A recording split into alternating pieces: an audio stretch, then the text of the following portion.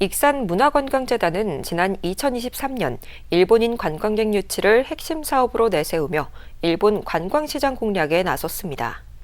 하지만 지난 3년간 유치한 일본인 단체 관광객은 137명에 불과했는데요. 이마저도 올해는 단체 관광객 유치 계획이 없는 상황입니다.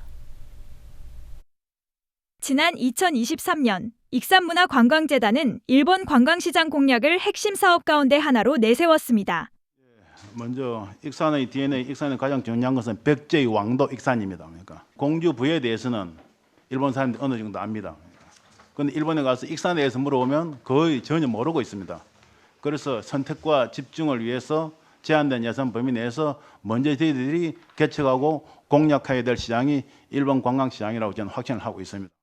백제왕도 익산을 주제로 일본 전문 여행사 관계자를 초청해 익산의 관광지를 둘러보고 일본 관광객용 지도와 안내 책자를 제작하는 등 일본 관광 수출에 나섰습니다.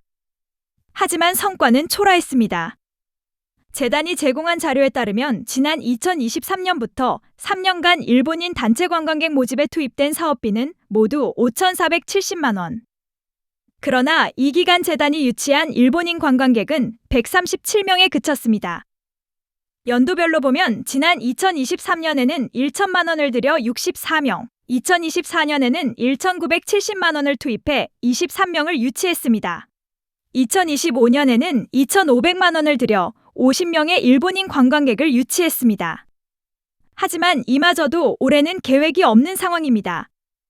문제는 이뿐만이 아닙니다. 백제 문화를 내세웠던 처음과 달리 관광 상품의 주제도 해마다 바뀌었습니다.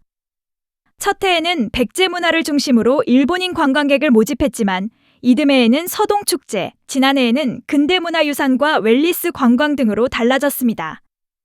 재단은 올해 계획에 대해 기존에 추진했던 단체 관광객이 아닌 개별 관광객을 대상으로 홍보를 이어가겠다고 밝혔습니다.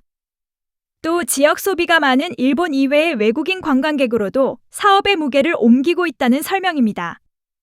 재단이 일본 관광시장 우선 공략을 선언한 지 3년 만에 사업이 사실상 막을 내렸습니다. 단발성 유치 전략이 아닌 지속 가능한 관광 전략이 필요해 보입니다. KCN 뉴스입니다.